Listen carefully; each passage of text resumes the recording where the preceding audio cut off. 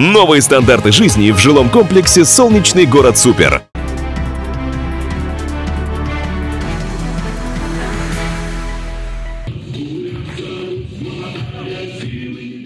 Сегодня кадеты, а завтра уже офицеры, и этот цикл не остановить. Вот уже 93 года ДОСААФ воспитывает защитников Отечества. Хотели бы, конечно, чтобы вот этот день для ребят наших школ, для будущих, будем говорить, юноармейцев, стал сегодня памятным, знаменательным и запомнился на всю их жизнь.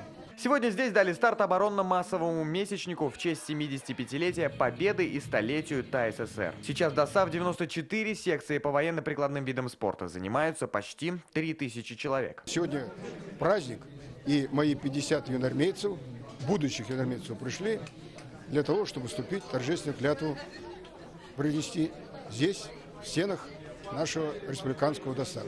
Соблюдать устав юнармии. Клянемся! Клянемся!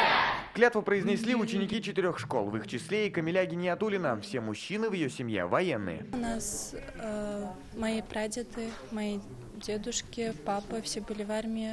Прадед служил в Великой Отечественной войне.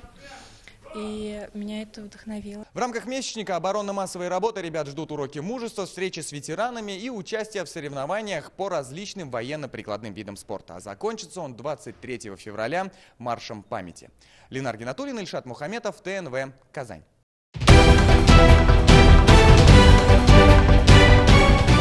Все новости дня, выпуски программы «Новости Татарстана», программы и фильмы на сайте tnv.ru и на YouTube-канале ТНВ. Подписывайтесь.